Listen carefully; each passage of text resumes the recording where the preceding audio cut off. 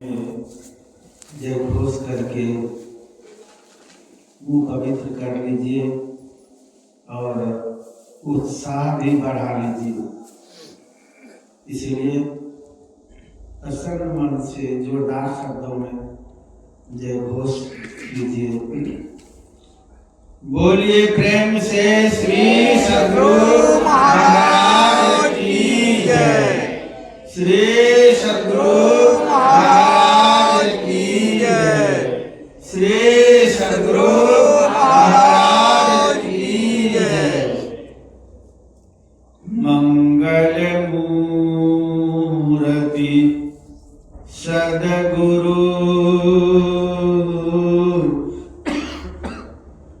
मिलवे सर्वाधार।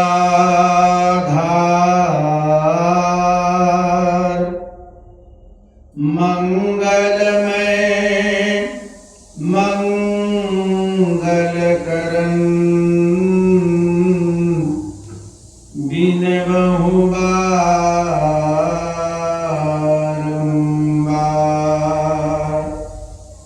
धन्य धन्य सद्गुरु सुखदा महिमा कही न जाय। जो कछु कहूँ तुम्हारी कृपा मोते कछु न बसाय।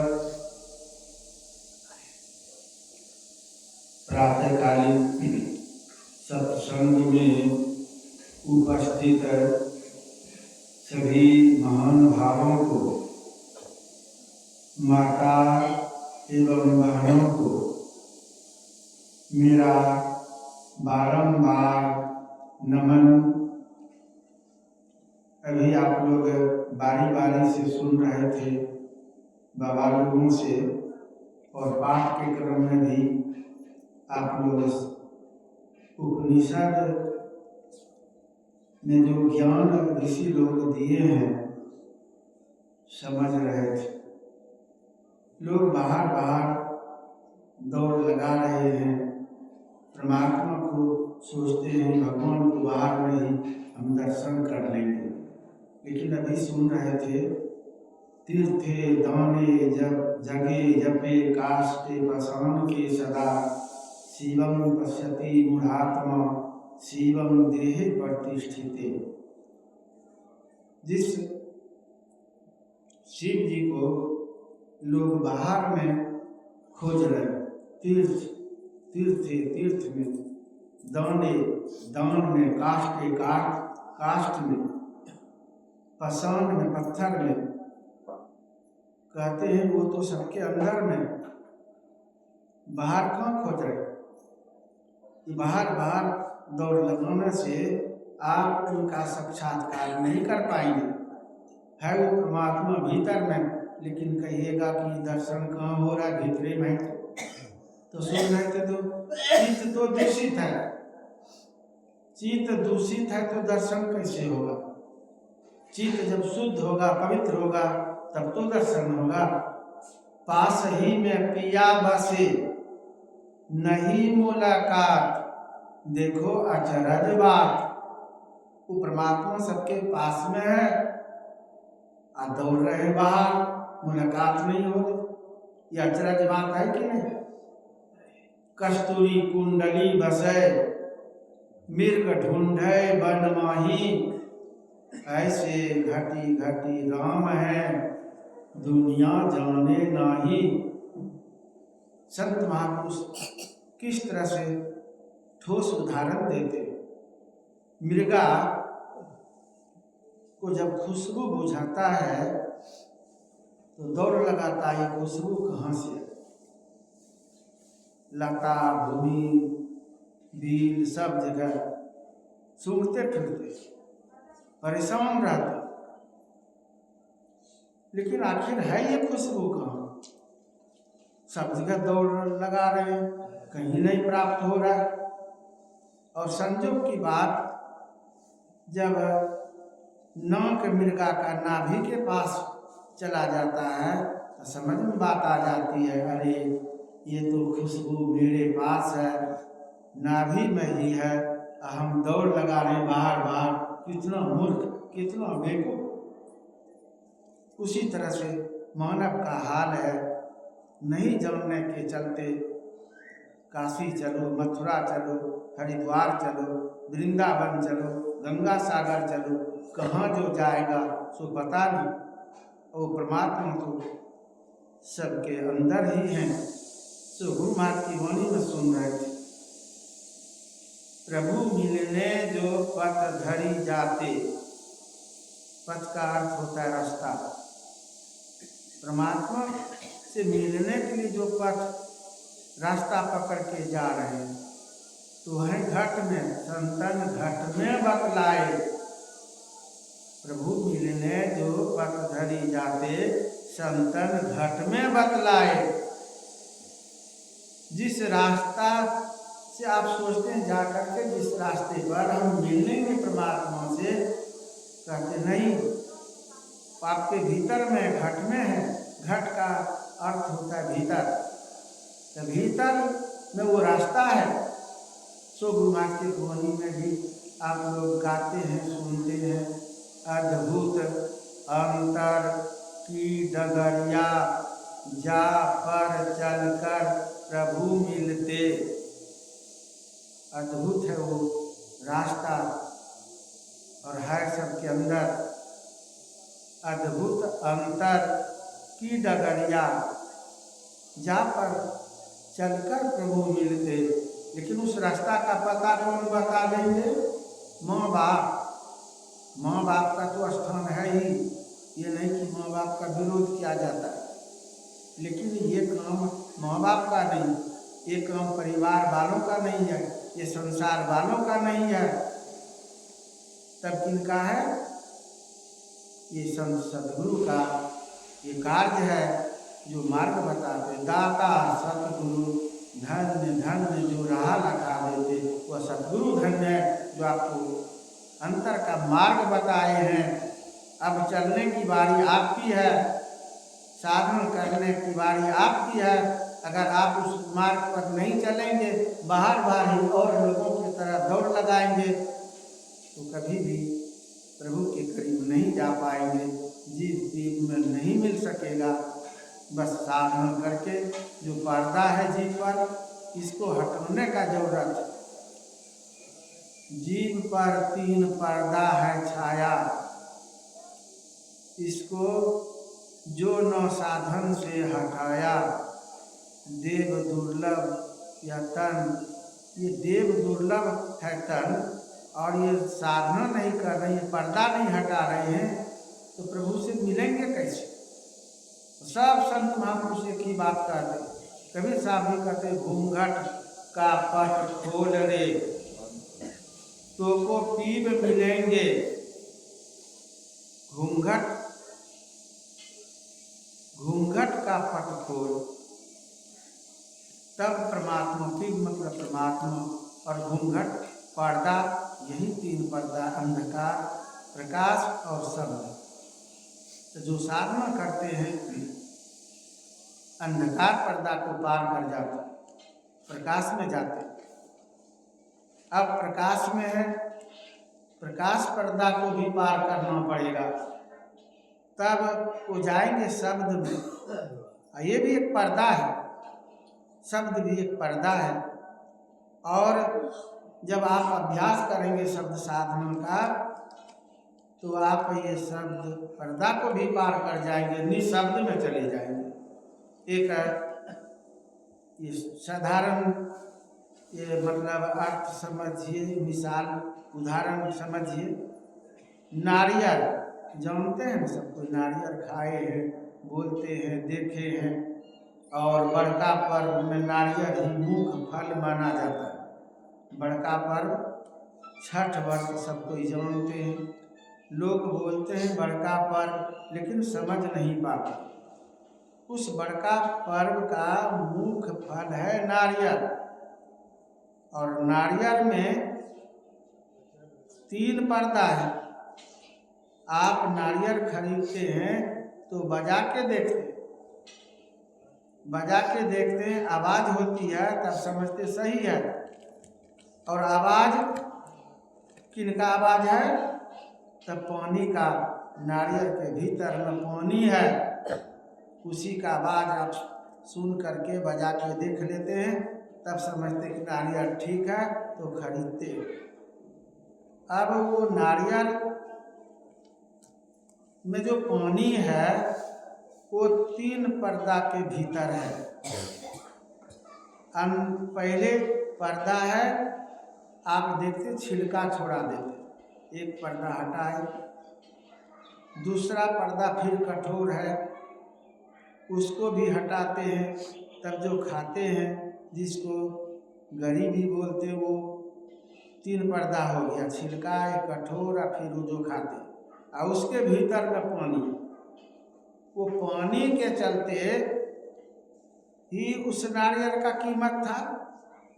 आज इस नारियल में वो पानी ही नहीं रहे तो कोई कीमत नहीं, लेकिन वो पानी भी है तो 3 पर्दा के भीतर है।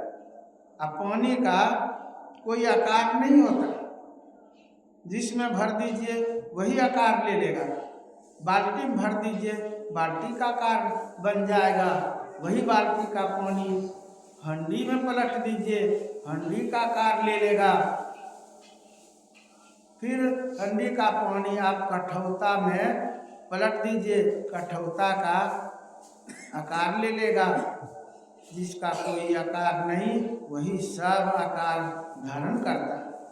परमात्मा बिल्कुल निराकार है, इसलिए सब में घुस करके आकार धारण करते हैं। हम में, तुम में, खड़ग खम में, सब में व्यापक, सबते न्यारा, सब घट एक ही राम हो राम। तो सबके घट में है, सबके भीतर में है। उसको जानने के लिए साधन की आवश्यकता है। जो साधन करेंगे धैर्य के साथ तो वही बाजी लगा पाएंगे। जो साधना से ही दूर भागेंगे तो परमात्मा से मिल भी नहीं पाएंगे, मानव जीवन सार्थक नहीं कर पाएंगे। यहाँ तो गुरु महाराज कहते अमृत की वर्षा हो रही है। गुरु जो मार्ग बता दिए हैं ना, उस मार्ग पर चलेंगे, यही सत्य मार्ग है। और जब आगे बढ़ेंगे तो अमृत पान करेंगे। अमृत ध्वनि की नौबत झहरत बड़ भागी सुनते। देखिए क्या कह रहे हैं, कभी भी चिंतन करते हैं, भजन सुनते हैं, पदावली का गुरु महाराज की वाणी है या पढ़ते हैं, तो मन में उत्सुकता जागृत होता है कि उस अमृत का पान हम भी करें। इसी के लिए तो शिविर लगाया जाता है। ऐसे वंचित रह जाते हैं, आप बहना मारते हैं, घर जाते हैं, कहाँ जो शिविर लगाते हैं तो हम भी थोड़ा सा स्थगित करना चाहिए। काम धाम तो जीवन भर होता ही रहेगा, लेकिन कुछ अपना कल्याण भी कर लेना चाहिए। और घर भी जाते हैं तो समय पर आकर के बैठ जाना चाहिए। लोग 5-10 मिनट बचता है समय, तब खड़बड़ करके आगे जाके बैठ जाएगा। तो उसमें भी इधर देखेगा कि उधर देखेगा, पता नहीं। गुरु महाराज के समय में कल कह रहा था कि गुरु महाराज के समय में बहुत टाइट व्यवस्था रहा, और जो सिद्ध पुरुष होते वो टाइट व्यवस्था रखते ही। हम लोग तो कोई सिद्ध पुरुष है नहीं, तो लचर पचर व्यवस्था पाते हैं, क्योंकि हम लोग टाइट कर देंगे तो फिर एक तो आपको खुशामद कर करके घर से बुलाए। सब कितना खुशामद करके बुलाए हैं सबको, आना नहीं, बाबा नहीं बैठ पाते, बाबा ठंडी है, भारी मुश्किल है। इतना खुशामद कौन करेगा? घर पे जाके फोन से इतना खुशामद कर करके बुलाए और फिर भी लाभ नहीं ले रहे। गुरु महाराज के समय में इतना टाइट व्यवस्था रहता था। और मैं कह रहा था कि जो सिद्ध पुरुष होते वो टाइट व्यवस्था रखते ही। बहुत पहले मैं एक बार शुरू में जब वहाँ मांस ध्यान का ये कार्यक्रम प्रारंभ हुआ था मनियारपुर में, बहुत वर्ष पहले, तब मैं भी वहाँ पर भाग लिया था। और जानते हैं, सब के लिए महर्षि साई स्वामी जी महाराज व्यवस्था किए थे। वहाँ तो शुल्क था, शुल्क नहीं रखेगा तो कहाँ से व्यवस्था करेगा कोई। हम लोग शुल्क इसलिए नहीं रखते, अब पहले घबराते, लटर पटर करते, मजबूरी दिखाते, तो जो हो थोड़ा था कर अभ्यास हम लोग करा पाएंगे वो नहीं कर पाएंगे, तो शुल्क भी नहीं। जो समझदार लोग हैं, जो त्यागी लोग हैं, जो भक्त लोग हैं, वो अपने करते, शुल्क हम लोग कहाँ रखते। लेकिन वहाँ तो ये शुल्क नहीं रखता तो कैसे होता। तो शुल्क आपके पीछे खर्च करने के लिए शुल्क था, कोई लोभ लालच से शुल्क लेने के लिए नहीं किया था। आपका जो सब बढ़िया व्यवस्था हो और आप साधन करके आप आगे बढ़ें, इसलिए कुप्पा घाट में भी शुल्क रखा जाता है। अगर कीमत नहीं रखता तो लोग वैल्यू भी तो नहीं देता है ना। कोई वस्तु का कीमत नहीं रहेगा तो उसका वैल्यू नहीं देता। जो वस्तु जितना कीमती रहता है उसका बेसी वैल्यू देता है लोग, ये देखते हैं। और युवक लोगों तो और मत पूछिए, सड़ा हुआ माल है, कपड़ा है 50 रुपया का, 1000-2000 कीमत है, हाँ यही तो बढ़िया होगा, वो तो कीमत पर जाता है। जिसका कीमत बेसी रहता है, माँ बहनें भी उसी को बढ़िया समझती है, युवक लोग पढ़ा लिखा भी उसी को बढ़िया समझता है कि देखे खूब देखे। तो जिस वस्तु का कीमत रहता है उसका वैल्यू रहता है, और जहाँ कीमत नहीं रहता है तो लोग वैल्यू नहीं देता। देखिए यहाँ कीमत रख देंगे तो उसमें तो और पीछे रह जाएंगे। तो कैसे उपाय है, तो वहाँ जानते हैं इतना टाइट व्यवस्था था कि सब इंतजाम, सब व्यवस्था बना करके इसकी साधक लोग, सत्संगी लोग ध्यान करके आगे बढ़े। गुरु महाराज भी करवाते थे। भुजंगी बाबा, ये सुदर्शन बाबा है ना, भुजंगी बाबा किसी से इसलिए बार बार उनका नाम बोलते। तो हमारे संत मत में एक सिद्ध पुरुष हुए, महर्षि साई स्वामी जी महाराज, महर्षि शमशेरी जी महाराज, दल बहादुर बाबा, भुजंगी बाबा, कितना गिनाएंगे। जो साधना करते गुरु महाराज के लिए पर चलते वो सिद्ध हो जाते। और जब सिद्ध हो जाते तो फिर बातें क्या, मन की बात जानते। रामचरितमानस में भी है, साधक सिद्ध तब होगा जब साधना करेगा। जो साधना ही नहीं कर पाएगा, साधना से ही भागेगा, वो सिद्ध क्या होगा। तो जानते हैं, मैं भी वहाँ भाग लिया था, सब कोई बैठे ध्यान, जब ध्यान की घंटी लग जाती है, ध्यान पर जब बैठ जाते हैं, या कोई जरा सा भी फुस फुस करेगा ना तो आवाज़ सबके कान में चली जाएगी। जरा सा कोई बोल लेंगे तो आवाज़ सबके कान में चली जाएगी। जरा सा खरबर कर दीजिएगा तो सबको डिस्टर्ब हो जाएगा। इसीलिए बारंबार बोलते हैं, घंटी लगने के पहले आके बैठना चाहिए। आप कई दिन बचा ही है, लाभ ले लीजिए, इतना खुशामद कर रहे हैं, लाभ ले लीजिए। तो वहाँ जानते हैं हम लोगों के साथ में महर्षि साई स्वामी जी महाराज भी बैठे, और हम भी नज़दीक में ही रहते, नहीं बोलते। आप लोगों का हर बात समझ भी करते, लेकिन नहीं बोलते। एक आध बार ऊपर जाके देख लेते, आप लोगों को पता नहीं चलता, जहाँ का नज़र दौड़ा लेते, कैसे कैसे कौन बैठे हैं कि लेटे हैं कि चुपचाप ताक रहे हैं। ये कुछ तो गाड़ी करना ही पड़ता, बिल्कुल छोड़ देंगे तो और क्या कर, सब लोग सो जाएंगे, सब सो जाएंगे, तो थोड़ा सा तो व्यवस्था देखना भी पड़ता है। तो वहाँ जानते हैं बैठे थे सब, एक व्यक्ति उंगली बजा दी, उंगली बजाए तो आवाज़ तो सब सुने, बाबा सुन लिए, बाबा दूर में थे, सुन लिए, और वहाँ से इतना जोर से बिगड़ते हैं, कौन उंगली बजाया, सावधान हो गए सब, दोबारा उंगली बजाए। ये व्यवस्था। और मेरे बगल में एक व्यक्ति था उस पार का, गंगा के उस पार बगल में, तो घंटी लगने पर जरा सा कोई जरूरी बात किए थे हम लोग आपस में, वो जाके वो शिकायत किया बाबा के पास में।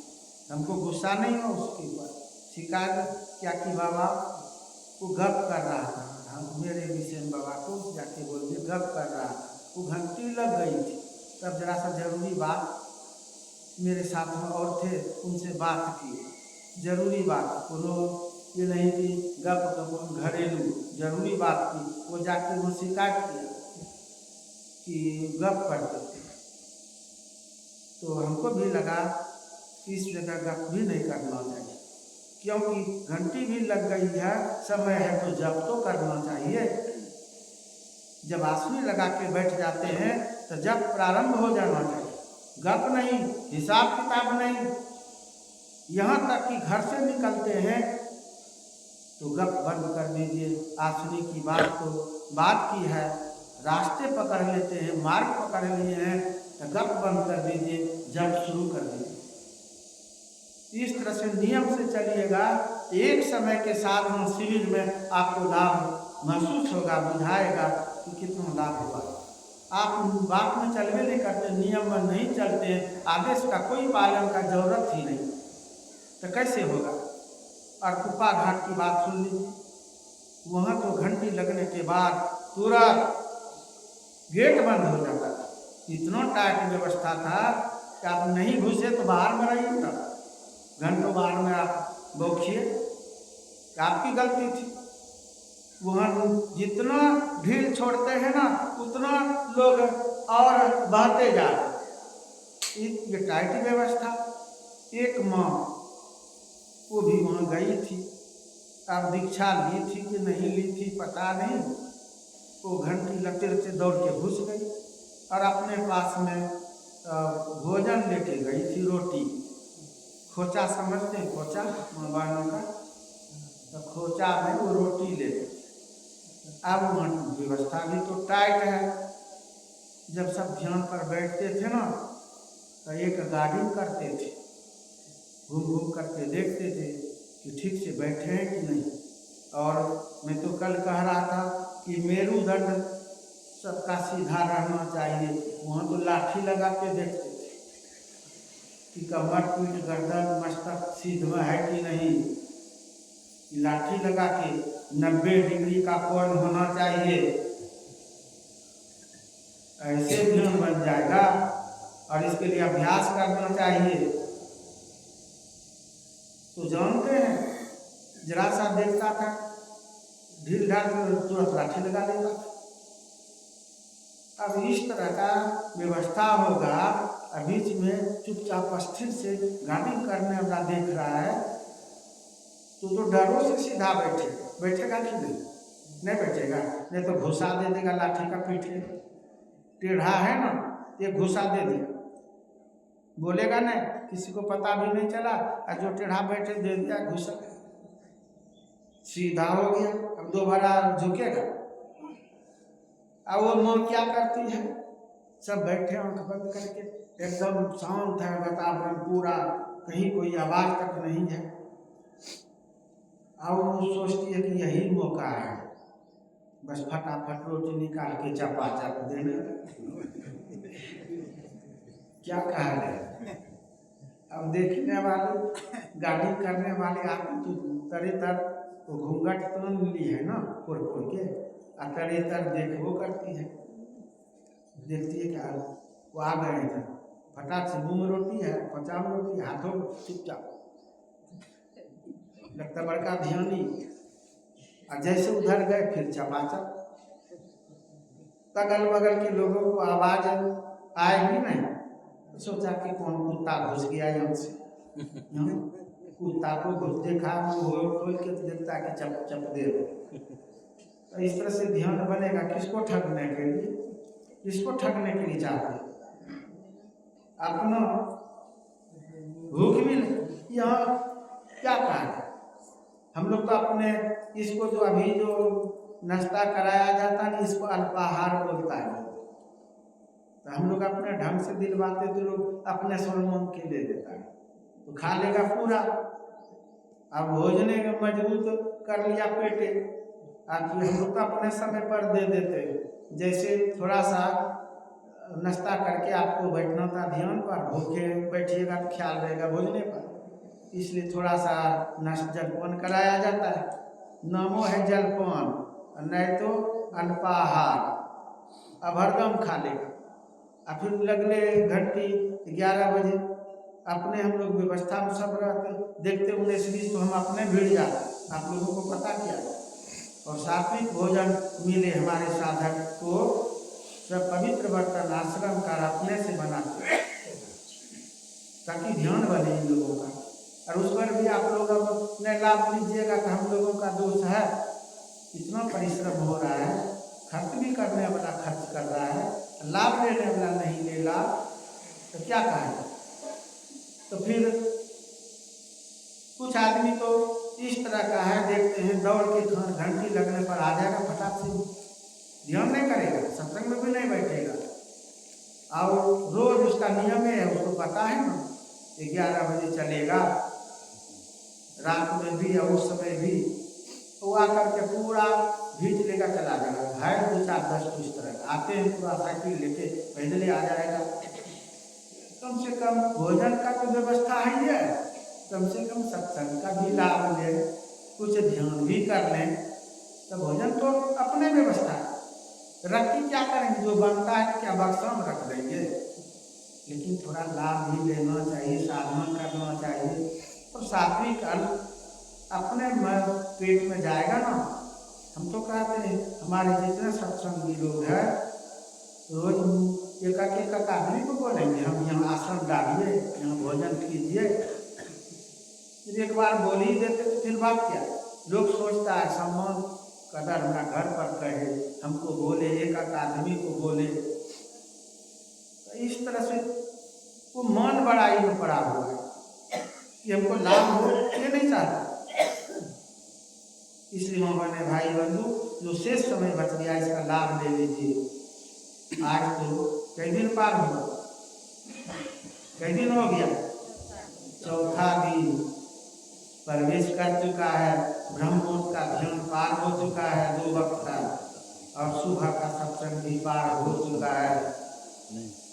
अब जो शेष बचा है आज भी पार हो जाएगा। अब गिनते रहिए उंगली पर, आप कान में तेल दे के सो के बैठे रहिएगा, सोए रहिएगा, तो आपके लिए समय बचा रहेगा क्या। मुहूर्त निकल रहा है। बंदर और बंदरी वाला कथा कभी सुने? देखिए एक महात्मा जी कह रहे थे कि मुहूर्त चल रहा है, मुहूर्त, इस समय अगर बंदर स्नान करेगा राजकुमार हो जाएगा, बंदरी स्नान करेगी तो राजकुमारी हो जाएगी।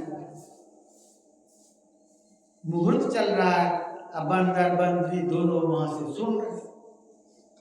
कोई संत महापुरुष कह रहे बंदरी को विश्वास हो गया, माँ बहनों को तो विश्वास हो जाता है, लेकिन भाई बंधु को विश्वास नहीं होता। वो कहेगा क्या, बाबा सब तो ऐसे बोलता है, बोलने दीजिए, जो मन माता वही कीजिए। ये माँ बहनों को विश्वास हो जाता है, लेकिन पुरुष लोगों को नहीं समझा पाते। तो जानते हैं वो बंदर आराम से, उसको कोई गम नहीं कि मुहूर्त चल रहा है। बंदरी बंदर से कहती है कि मुहूर्त चल रहा है, बाबा जी कह रहे हैं, संत कह रहे हैं, स्नान कर लीजिए, मुहूर्त निकल जाएगा, आप राजकुमार हो जाएंगे। हम स्नान करेंगे तो राजकुमारी हो, आप राजा हो जाएंगे, हम रानी हो जाएंगे। ऐसे बोलता है मगरमच्छ, बंदर का ऐसे बोलता है, ऐसे बोलता है। बार बार बंदरी कहती, फिर भी वो नहीं मानता कि तब आप नहीं समझ कीजिए, हम तो नहीं मानेंगे, मुहूर्त निकल जाएगा। तब बंदरी कूद गई, जैसे कूद गई वो राजकुमारी हो गई। बाहर निकल कर के वो बंदर देख रहा था, उधर से एक राजकुमार आया, तो राजकुमारी उस जो बंदरी से राजकुमारी हो गई उनको लेके चल गई। बंदर देख रहा था कि मेरी पत्नी को लेके चल दिया, अब तो राजकुमारी हो गई है, राजा ले गया है, क्या किया जाए। वो कूद गया कि हम कूदेंगे तो राजकुमार हो जाएंगे, अब बंदरी को छोड़ा लेंगे। वो अब क्या होगा, मुहूर्त निकल गया था, जैसे कूदा बंदर का बंदरे रह गया। तो वही हाल, ये मुहूर्त निकल जाएगा ना तो जहाँ के तहीं पड़े रहिए। इसलिए मुहूर्त चल रहा है, बंधु मोहने भाई बंधु लाभ ले लीजिए। श्री सद्गुरु महाराज की जय।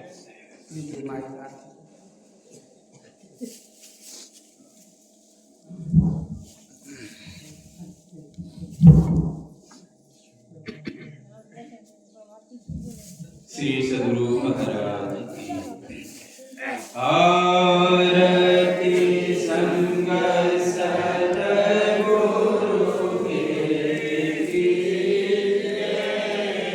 अंतर ज्योत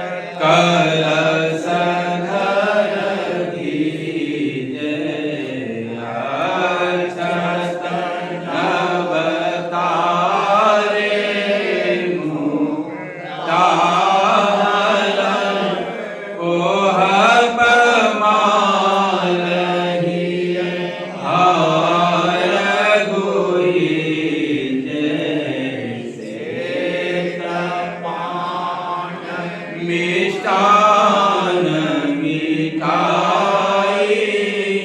चंदन दीप सब चीजे झलक धाम मीन मंजीरा मधुर मधुर दूरी मृदंग